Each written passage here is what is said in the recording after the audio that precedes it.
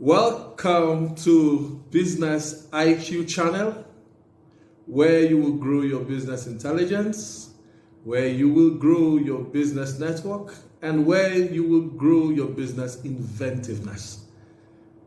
I am your host. My name is Jess Wheels Alege. I'm a patent holder.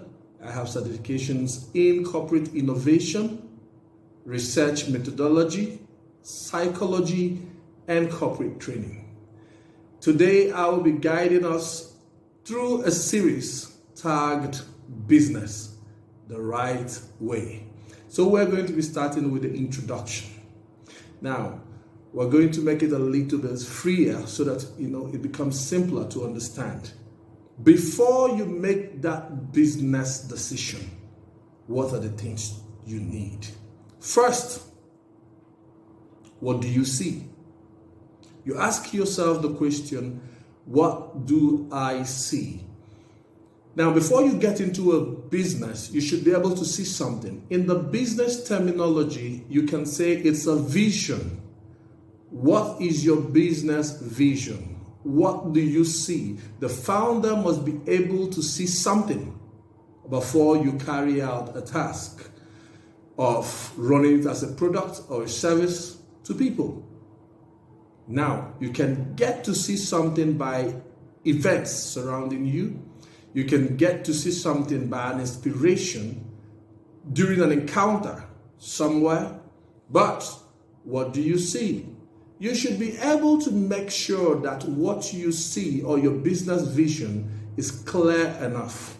And you should be able to say it in just one statement or one sentence. In business analogy or terms, it's called vision statement. What is your vision statement? When you encounter or see something or come through an event that you think that needs to be addressed or that you think that is insufficiently addressed, you may be able to write a whole book out of it. But who can run with a whole book? People run with visions. Yourself and everybody who's going to be involved in your business has to understand the vision. The vision has to be comprehensive.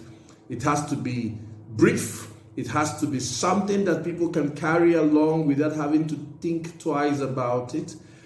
It could be something that can be fit into an elevator speech, and it will make a lot of sense at the same time. It could be something that says exactly what you are doing. What is your business vision? Now, there are a lot of things that can be made up, that can be put together to get a good vision, but the idea is say what you want to say in the most simple manner. Don't use jargons, don't use bogus languages, don't use tough languages.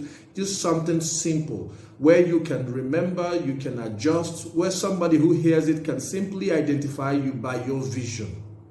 Now, that's an aspect of it. Now, the second factor to consider when making that business decision is, do I fit into that vision? That's a question you must also ask yourself. Do I fit into that business vision? How do you fit into a business vision? Now, let us look at people are created with different strengths and weaknesses.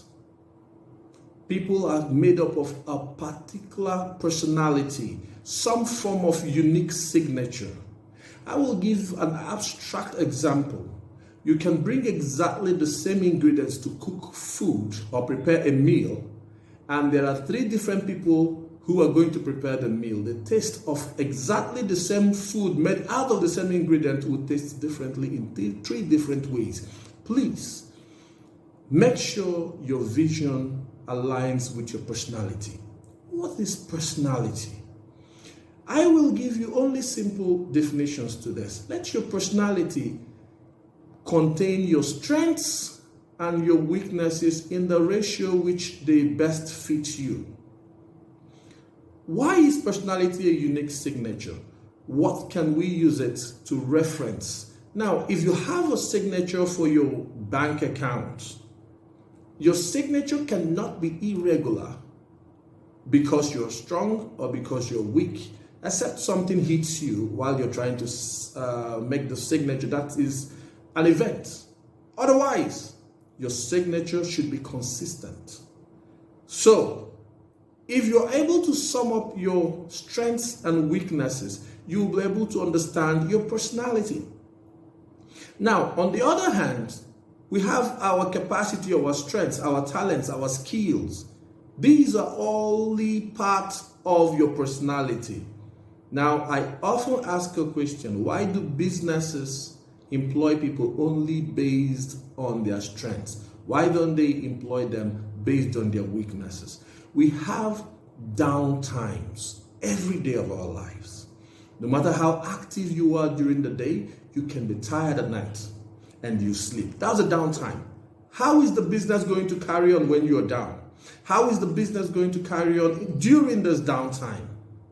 You must include your weakness into your business ratio, because I could use my talents and skills during the day, and while in my downtime, while in my quiet time, I can now use my weaknesses as a strength to meditate, to plan, to be creative, to be imaginative. See, a business will not do well when there is no great sense of imagination. You must broaden the horizons of your imagination.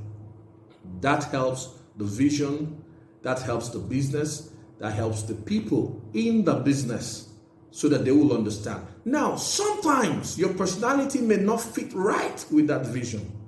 Then you may need a co-founder. You may need somebody else to join. But the question is, does the person fit the aspects of the business that you do not cover? The person has to fit exactly the aspect you do not cover. Do not bring in a co-founder that can do what you can do and also do what you cannot do. It means, obviously, the person runs the game, not you. So that's why we say, do you fit into the vision?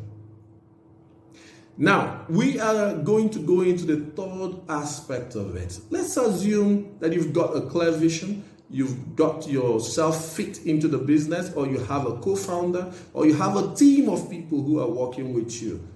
Now, what next do? You do what we call lean experimentation. Now, what is lean experimentation? In simple terms, it's carrying your idea into a product or service that will be rendered to people. Now, in lean experimentation, through your vision, you must have a great idea. This stage in business is called ideation stage. You have to understand exactly what you need to tackle, what idea you have in tackling that business, in solving that problem. I want you to have a solution-driven mentality rather than money-making mentality. Think of the solution, and naturally, money will come afterwards. Now, how do you go about this lean experimentation? Simple. Get the idea. Make sure you understand the idea. Write down the idea. Always learn how to write things down.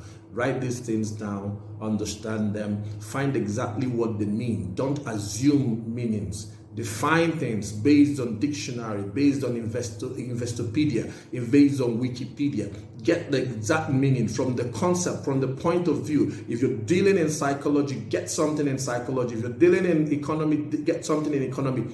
Don't generalize. Don't come to a situation where you have to, take up assumptions in your definition. Define even the people you are selling to. Who do you want to sell to? In the ideation stage, who are you selling to? If you're selling to teenagers, let it be focused on teenagers. Please, adults could use it. Older adults could use it. But if the focus is on children or teenagers, focus especially on that thing. It gives you conciseness. It gives you preciseness. It will enhance your performance and productivity if you are focused. Of course, for a vision to be good, it has to be focused. Now, what next do? You do MVP, minimum viable product. You have to get a minimum viable product. Now, what can be done in the minimum viable product? Simple. You can use a flyer as a minimum viable product or MVP. The flyer has to state clearly what you do. Your company name has to state it. Your company credo has to state it. Your vision statement has to state it. Then the product or service you render has to state it. So your MVP could be a flyer. Your MVP, let's assume that you're doing a drink for teenagers.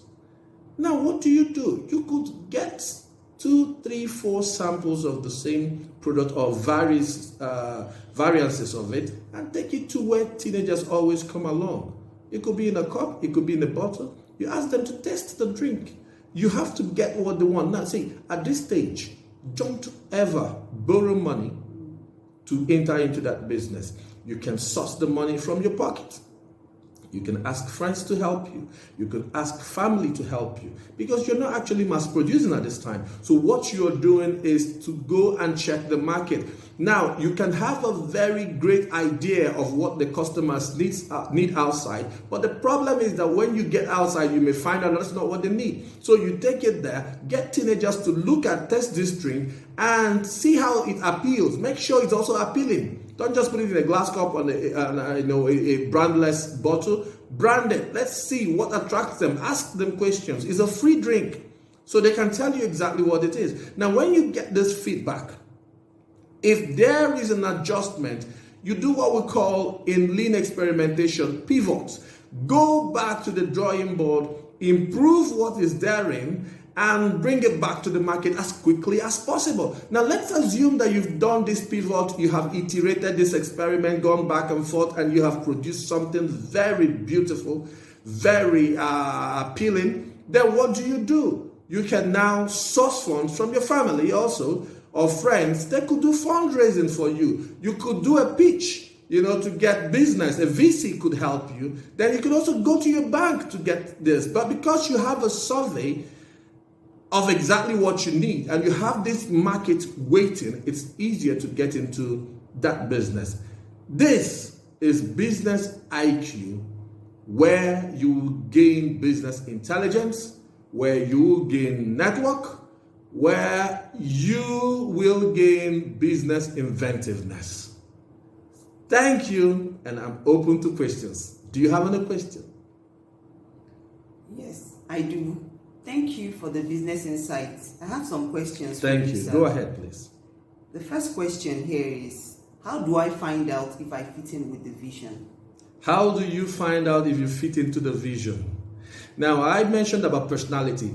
I always tell people, do the business that fits your personality rather than your strengths. For example, if you're a human development expert and your personality is 60% a human development expert, but your strengths are 100%, strengths can be developed because you went to school. You could gather skills, you could gather talents, but fit this based on your personality. There are a lot of personality tests outside there, and some are not working. Some are. I want you to understand something. Fortune 500 companies are a list of companies, large companies, 500 largest companies in the US based on their revenue within a fiscal year. It is on record that from the year 2000, 52% of them have folded up. They have gone bankrupt. They have been bought over, and so much more.